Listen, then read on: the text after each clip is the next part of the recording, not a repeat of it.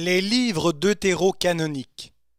Bien que le judaïsme ne les ait finalement pas retenus dans le canon des livres saints, ces écrits étaient tenus en haute estime dans l'Église ancienne, et ceci en dépit des réticences de certains pères de l'Église. Ils ont été confirmés comme canoniques pour l'Église catholique romaine par le Concile de Trente en l'an 1546. L'appellation de livre deutérocanonique y est devenue courante. Dans le protestantisme, ces écrits sont généralement appelés apocryphes, en grec qui veut dire tenus cachés. Les réformateurs protestants du XVIe siècle ne les ont pas reconnus comme canoniques. Pour eux, ils ne peuvent servir à fonder la foi. Ils les ont cependant considérés comme utiles pour l'édification personnelle et les ont placés en appendice à la Bible. Les églises orthodoxes, sans avoir pris de décision tranchée à leur sujet, les introduisent dans leurs éditions de la Bible, tout en y ajoutant d'autres écrits présents dans certains manuscrits de la Septante. Dans cette édition, ces livres supplémentaires sont regroupés à la fin de la section des deutérocanoniques. Les livres canoniques et les livres deutérocanoniques. Le mot canon. Le mot grec canon est un emprunt sémitique qui vient probablement d'une racine signifiant roseau ou canne servant à mesurer. Dans le Nouveau Testament, seul Paul emploie 4 fois le mot canon. Il se réfère alors au territoire qui lui est mesuré pour prêcher l'Évangile et à la règle de conduite des chrétiens. Chez les pères de l'Église, le mot canon est employé dans le sens de règle, de la tradition de la foi, de la vérité ou de l'Église. En l'an 367, dans la lettre Festale 39, Athanase d'Alexandrie emploie pour la première fois le terme canon au sens d'une liste de livres bibliques qui font autorité dans l'Église. Aujourd'hui, on appelle livres canoniques les livres de la Bible qui appartiennent au canon. Livres deutérocanoniques et livres apocryphes. Pour les orthodoxes, les catholiques et les protestants, il existe une liste de 39 livres de l'Ancien Testament, reconnus par tous comme canoniques et correspondant à l'ensemble des livres de la Bible juive. Cela signifie que la majeure partie de l'Ancien Testament est commune aux Juifs et à tous les chrétiens. Cependant, à ces 39 livres, les catholiques et les orthodoxes ajoutent plusieurs écrits qui ne figurent pas dans la Bible hébraïque, mais qui ont été transmis dans sa traduction grecque, la Septante. Les catholiques en considèrent 7 comme deutérocanoniques ou de deuxième canon. Il s'agit des livres de Judith, Tobie, 1 et 2 Maccabées, Sagesse, Siracide, Baruch, auxquels est jointe la lettre de Jérémie. Sont considérés également comme deutérocanoniques les ajouts grecs au livre d'Esther, 6 compléments importants désignés dans la traduction moderne par des lettres de l'alphabet, et de Daniel, prière d'Azaria et cantique des 3 amis de Daniel, Daniel grec, 3, 24 à 90. Histoire de Suzanne, Daniel grec, chapitre 13, Belle et le dragon, Daniel grec, chapitre 14. Pour leur part, les orthodoxes ajoutent à ces textes d'autres livres présents dans certains manuscrits de la Septante. 3 Esdras, 3 et 4 Maccabées, prière de Manassé et le psaume 151, auxquels les éditions slavones joignent 4 Esdras, traduits d'après la Vulgate. Ils considèrent ces livres comme anaginios komena, c'est-à-dire autorisés à la lecture. En revanche, dans le protestantisme, ces livres supplémentaires des Bibles catholiques et orthodoxes sont souvent qualifiés d'apocryphes, au sens de non canoniques. En fait, le terme grec apokrypha, apocryphe, désigne à l'origine des livres cachés ou secrets. Il qualifie également un certain nombre d'écrits juifs datés du IIe siècle avant Jésus-Christ au IIe siècle après Jésus-Christ, qui n'ont été intégrés à aucun des canons juifs ou chrétiens.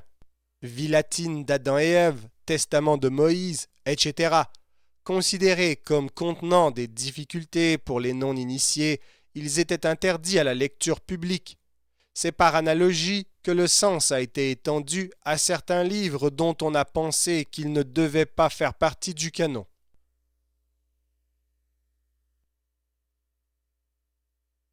La fixation du canon des Écritures dans le judaïsme. Le canon hébraïque. Selon la théorie classique, la constitution de la Torah écrite qu'on appelle ici canon hébraïque est liée à l'histoire d'Israël dont elle a épousé les mouvements. Dans cette histoire complexe ont émergé trois groupes d'écrits: la loi, Torah, les prophètes, Nevi'im, et les écrits, Ketuvim, dont l'ensemble est désigné à partir du 8e siècle après Jésus-Christ par le sigle Tanakh. On trouve des traces d'une tripartition avant même la clôture des écrits. Vers l'an 132 avant Jésus-Christ, dans le prologue de la traduction grecque du Siracide, le petit-fils de Jésus ben Sira parle de son grand-père qui s'était adonné à la lecture de la loi, des prophètes et des autres écrits de nos pères, et qui y avait acquis une grande maîtrise. À la fin du 1er siècle après Jésus-Christ, l'historien Flavius Joseph mentionne lui aussi l'existence d'un canon tripartite formé de 22 livres, sans que la troisième partie soit nettement définie. À la même époque, le livre de 4 Esdras laisse supposer que le recueil juif officiel comprenait 24 livres. C'est d'ailleurs ce nombre qui s'imposera par la suite comme traditionnel et normatif. Ainsi, vers le 5e siècle, le Talmud de Babylone énumère une liste des 24 livres répartis entre Torah, Nevi'im et Ketuvim. Ces 24 livres du canon hébraïque correspondent aux 39 livres communs à tous les chrétiens.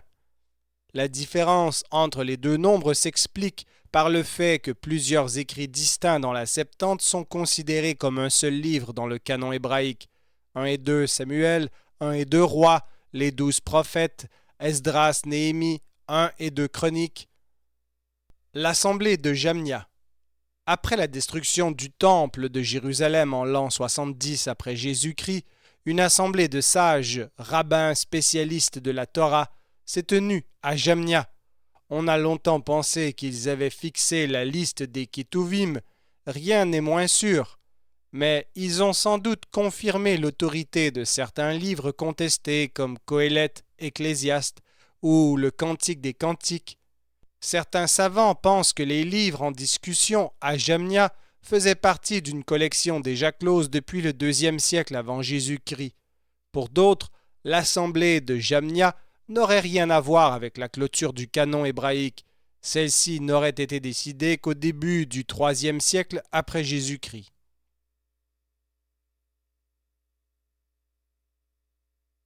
La Septante. Pourquoi traduire la Bible en grec? Les conquêtes d'Alexandre le Grand, mort en 323 avant Jésus-Christ, ont largement imposé la langue grecque dans le Proche-Orient. Après sa mort, l'un de ses généraux, Ptolémée Ier, fils de Lagos, a fondé la dynastie des Lagides en Égypte, pays où il y avait depuis longtemps de nombreux Juifs. Au IIIe et IIe siècle avant Jésus-Christ, la ville d'Alexandrie, foyer de civilisation hellénistique, comportait ainsi une importante et active colonie juive. C'est là qu'est née la Septante. Selon une hypothèse, le Pentateuque, les 5 premiers livres de la Bible, le nom vient des 5 étuis, contenant les rouleaux de la loi, aurait été traduit pour répondre aux besoins liturgiques des Juifs qui parlaient grec. Cependant, il semble que la communauté juive d'Alexandrie a probablement répondu à une demande du pouvoir lagide qui réclamait une traduction de la Torah afin de connaître les lois qui réglaient la vie des Juifs. Elle a pu aussi poursuivre des buts apologétiques et pédagogiques. Les autres livres de la Septante. La Bible hébraïque n'a été traduite en grec ni d'un seul trait, ni par les mêmes traducteurs. Selon une légende rapportée dans la lettre d'Aristée, écrit situé entre le 2e siècle avant Jésus-Christ et le 1er siècle après, la loi aurait été traduite vers l'an 250 avant Jésus-Christ par 72 savants venus de Jérusalem à Alexandrie, 6 pour chacune des 12 tribus d'Israël.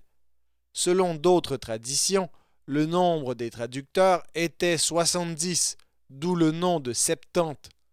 Après la traduction de la loi, celles des prophètes, des psaumes et d'autres écrits se sont échelonnés jusqu'au début de notre ère. L'appellation Septante a d'abord désigné le Pentateuque, elle a été étendue par la suite à toute la Bible grecque. Le judaïsme alexandrin a également traduit des livres non repris par la Bible hébraïque, Siracide, et il en a composé d'autres directement en grec. La Septante dans le judaïsme. Selon la lettre d'Aristée, les Juifs d'Égypte avaient réservé un accueil enthousiaste à la Septante. En Judée, la communauté de Qumran la connaissait et l'appréciait. En milieu rabbinique, selon le Midrash, les avis ont d'abord été plutôt favorables à une traduction en grec de la Torah. Malgré cela, une certaine méfiance se perçoit déjà au IIe siècle avant Jésus-Christ dans le prologue du Siracide. Le traducteur laisse entendre que l'original hébreu est supérieur à sa version grecque, laquelle existe seulement pour aider ceux qui ne lisent plus l'hébreu à vivre conformément à la loi.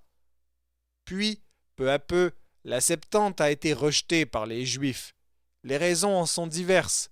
Tout d'abord, les traductions grecques des livres bibliques faites à Alexandrie l'avaient été sur des textes hébreux différents plus ou moins de celui qui allait être progressivement normalisé par le judaïsme palestinien. Cela explique en partie les écarts de la Septante et la Bible hébraïque et justifie le souhait des sages de mettre en conformité la Septante avec un texte hébreu en voie de réception ou déjà reçu. Dans cette optique, 3 révisions juives sont faites entre le début du 1er siècle et la fin du 2e siècle après Jésus-Christ, celles de Théodotion, d'Aquila et de Symmach. La révision d'Aquila fut très favorablement accueillie dans la communauté juive de langue grecque à cause de sa littéralité. Ensuite, les sages ont affiné et complété les règles d'herméneutique de leur exégèse. Or, celles-ci obéissaient à des règles codifiées, applicables seulement au texte hébreu. Une traduction, à plus forte raison dans une langue non sémitique, ne pouvait convenir en aucun cas. Enfin, on doit mentionner la polémique antichrétienne, notamment lorsque l'Église commença à considérer la version grecque comme écriture sainte, en dénigrant ou en occultant les sources hébraïques du texte.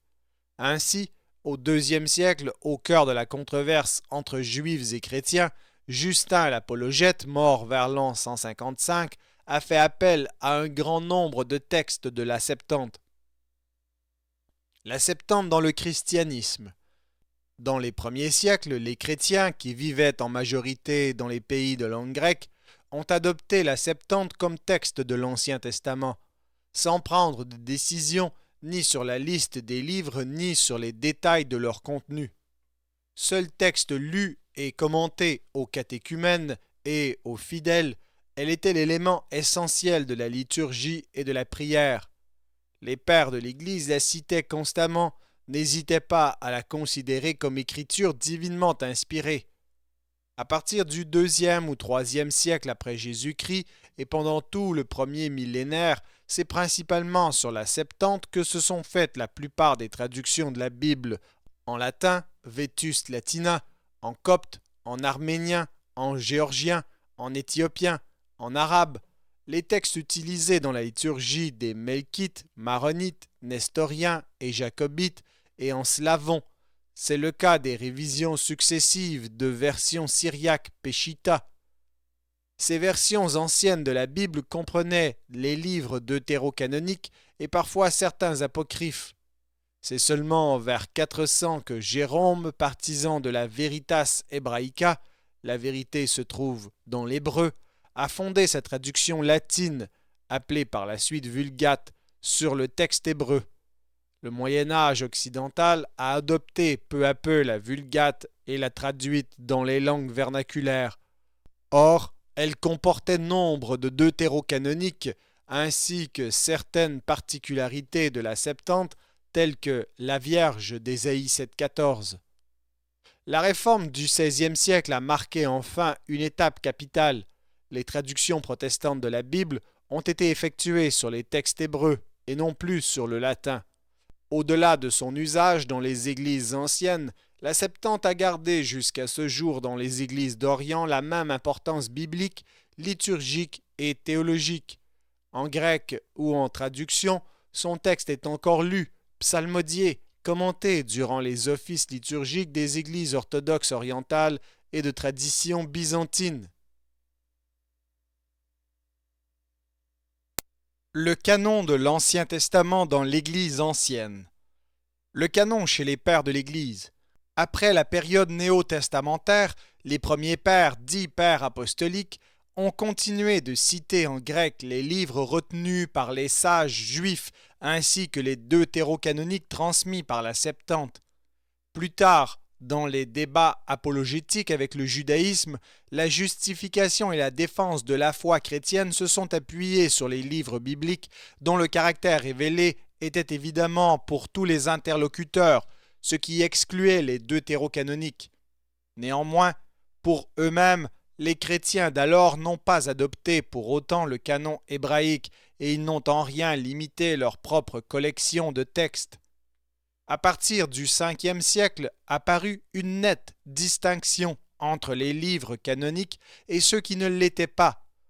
Athanase l'a expliqué dans sa lettre Festale. En premier, il plaça les écrits canoniques qui sont les livres du canon hébraïque considérés comme normatifs dans les églises.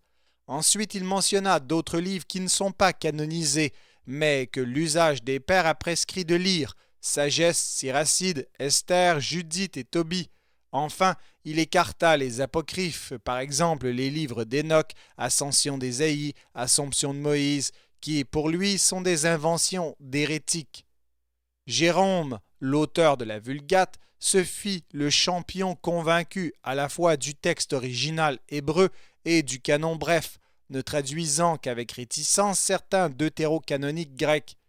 Plusieurs autres témoignages occidentaux et orientaux montrent que la liste du canon de l'Ancien Testament a gardé, quant aux deutérocanoniques, une certaine fluidité, au moins jusqu'au début du Ve siècle. Le canon de la Bible dans les conciles. 3 conciles ont plus particulièrement édicté des règles sur le canon biblique. Le premier, le concile local de Laodicée, Phrygie, vers l'an 360, a exigé que seuls les livres canoniques du Nouveau et de l'Ancien Testament soient lus dans l'Église. Il en a énuméré la liste et, pour l'Ancien Testament, il a reproduit le seul canon hébraïque. Le concile local de Rome, en l'an 382, a établi une liste complète des divines écritures, de ce que reçoit l'Église catholique universelle et de ce qu'elle doit éviter. Elle est de 44 livres pour l'Ancien Testament.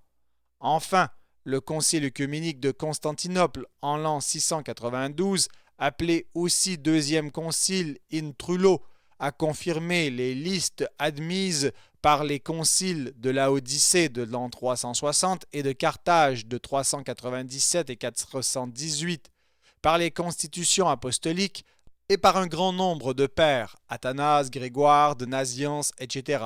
Toutefois, la décision ne pouvait être normative, car elle a confirmé des catalogues qui ne concordaient pas. Que ces conciles, autant en Orient qu'en Occident, aient essayé d'instituer un unique canon biblique dans l'Église n'a pas empêché les débats de se poursuivre.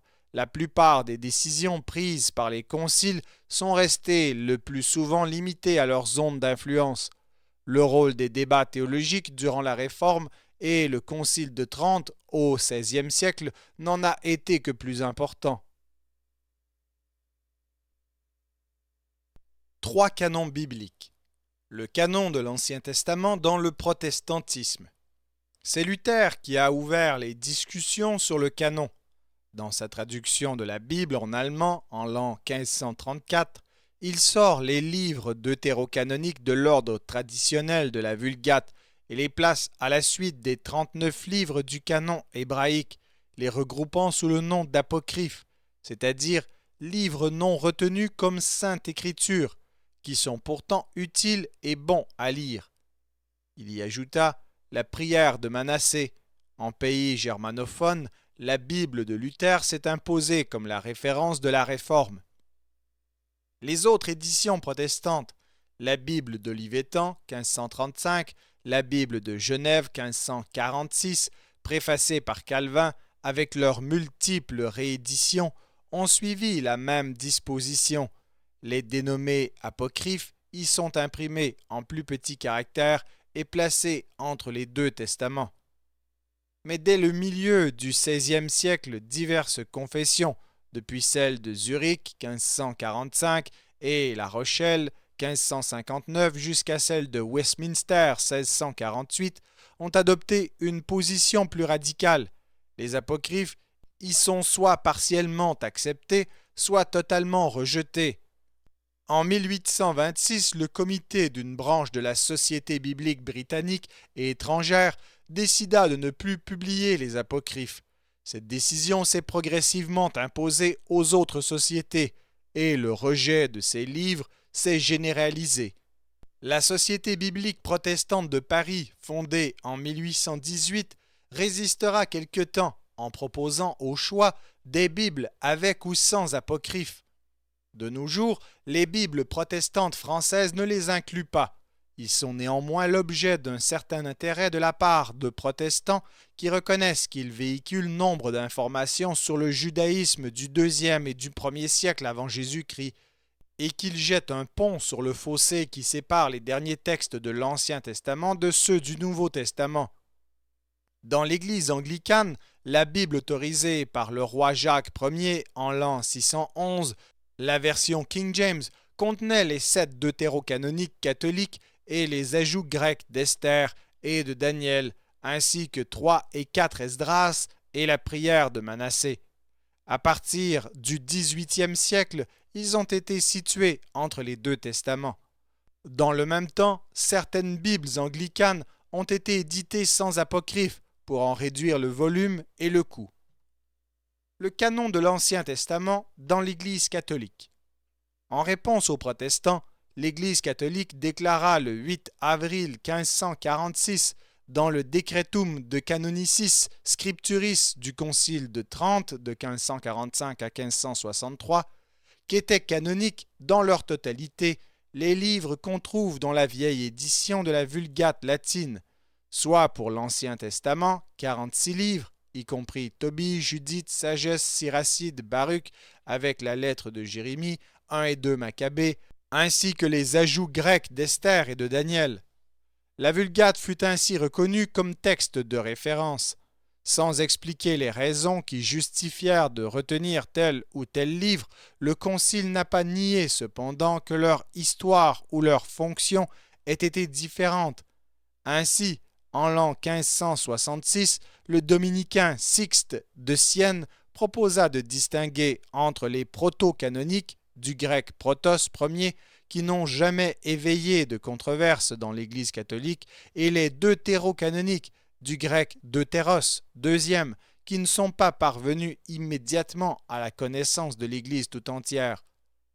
En 1592, parut une édition révisée de la Vulgate dite clémentine, du nom du pape Clément VIII, qui contenait, après le Nouveau Testament et en caractère plus petit, la prière de Manassé, ainsi que 3 et 4 Esdras. Ces 3 livres n'ont disparu de la Bible latine qu'en 1979, lors de la publication de la Néo-Vulgate, révision promulguée par le pape Jean-Paul II. Le Concile Vatican II de l'an 1962 à 1965, dans la Constitution dogmatique Dei Verbum en 1965, a confirmé les décisions des conciles précédents. Il a en particulier invité à lire la Bible dans ses traductions modernes, faites de préférence à partir des textes originaux des Saints Livres, qui puissent être établis en collaboration avec des frères séparés, afin d'être utilisés par tous les chrétiens.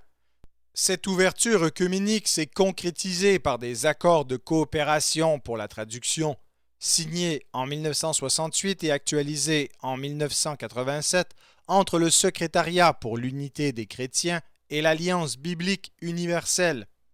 On y explique en particulier que, puisque les deutérocanoniques ont été écrits dans la période intertestamentaire, il faut les placer dans la Bible commune entre l'Ancien et le Nouveau Testament.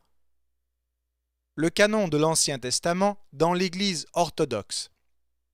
L'orthodoxie est régie par une unique source d'autorité, à savoir la Bible et la tradition, laquelle est constituée par les enseignements des pères de l'Église, les décisions conciliaires, les célébrations liturgiques, les prières, les hymnes, les icônes, l'enseignement de certains pères tels Athanase, Cyril de Jérusalem ou Grégoire de Nazianze, ainsi que les décisions des 7 premiers conciles œcuméniques et de certains conciles locaux, Laodicée, Carthage, sont considérés comme normatifs en ce qui concerne le canon. Mais comme les listes ainsi mises en avant ne concordent pas toujours, la canonicité des autres livres de la Septante ou Anaginios Komena, c'est-à-dire autorisés à la lecture, appelés ici par commodité deutérocanoniques, reste une question ouverte. Les premières grandes controverses sur le canon sont apparues au XVIIe siècle, lorsque le patriarche de Constantinople, Cyril Lucaris, fit publier en 1629 à Genève une confession de la foi orthodoxe d'esprit calviniste. La deuxième édition de cette confession en 1633 donne un canon biblique constitué des livres du canon hébraïque, les deutérocanoniques étant considérés comme apocryphes. La réfutation de Cyril Lucaris a conduit l'Église orthodoxe à une série de déclarations officielles sur le canon. En l'an 1642, le synode de Constantinople a condamné la confession de Cyril et réaffirmé la doctrine orthodoxe. La même année, le synode de Lassie, en Moldavie, après avoir renouvelé la condamnation, s'est accordé sur la confession de foi orthodoxe du métropolite de Kiev, Pierre Mogila. En 1672, les participants du synode de Jérusalem approuvèrent une autre confession, celle du patriarche du lieu d'Osité, qui déclarait comme des parties authentiques de l'Écriture, au même titre que les autres livres canoniques, les écrits suivants: Sagesse, Judith, Tobie, Histoire du dragon, Histoire de Suzanne, les Maccabées et Siracide. Les confessions de Pierre Mogila et de Dosithée ont été longtemps considérées comme représentatives de toute la tradition orthodoxe. Ce n'est plus le cas. À présent, l'Église orthodoxe dans son ensemble utilise seulement les éditions de la Bible approuvées par le Saint Synode de chaque Église autocéphale. Pour l'Ancien Testament, les orthodoxes adhèrent au corpus de la Septante. À côté des 39 livres du canon hébraïque, s'ajoutent donc les autres livres ou Anaginios Komena. Dans les Bibles, ils sont soit mêlés aux livres canoniques, Bible grecque et slavonne, soit placés ensemble à la fin de l'Ancien Testament, Bible roumaine. Même si leur ordre et leur nombre diffèrent suivant les Bibles orthodoxes, ces livres sont 3 Esdras, Judith, Tobie, 1, 2 et 3 Maccabées, Psaume 151, Prière de Manassé, Esther avec les ajouts grecs, Sagesse, Siracide, Baruch, Lettre de Jérémie, Daniel avec les ajouts grecs, Prière d'Azaria et Cantique des 3 amis de Daniel, Histoire de Suzanne, Bel et le dragon, 4 Maccabées, 4 Esdras. Le contexte récent et l'évolution des débats sur le canon dans la théologie biblique et le dialogue œcuménique ont amené les théologiens orthodoxes contemporains à 2 positions. La première distingue entre les livres canoniques et les Anaginios Komena, en considérant ces derniers comme non canoniques, les églises russes, bulgares, serbes et roumaines. La seconde soutient que les Anaginios Komena ont le même degré d'autorité que les livres canoniques, l'Église grecque. Tel est l'état de la question. Elle est inscrite à l'ordre du jour du futur grand synode de l'Église orthodoxe qui se prépare depuis plus de 40 ans et dont la date n'est pas encore fixée.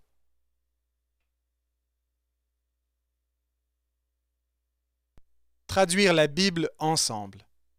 Dans le cadre d'une traduction commune de la Bible, la présence des livres deutérocanoniques est gérée par des accords passés par l'Alliance biblique universelle avec l'Église catholique d'une part et avec les Églises orthodoxes d'autre part. Ces accords prévoient que les deutérocanoniques soient placés dans une section à part entre l'Ancien Testament et le Nouveau Testament. Cette pratique n'est pas modifiée dans l'édition actuelle de la Tob par l'introduction de 6 écrits deutérocanoniques orthodoxes, 3 et 4 Esdras, 3 et 4 Maccabées, prière de Manassé, psaume 151. Cela implique seulement la division du corpus deutérocanonique en 2 parties. Première partie, livres deutérocanoniques admis par les catholiques et les orthodoxes. Deuxième partie, autres livres deutérocanoniques admis par les orthodoxes. Cette édition cherche également à tenir compte de la tradition biblique des églises orthodoxes orientales.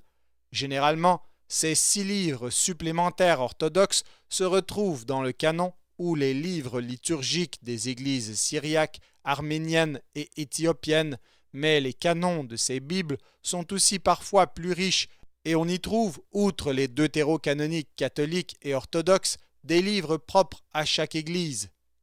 Que l'on considère ces livres comme deutérocanoniques ou apocryphes, leur lecture se révèle intéressante à plusieurs niveaux.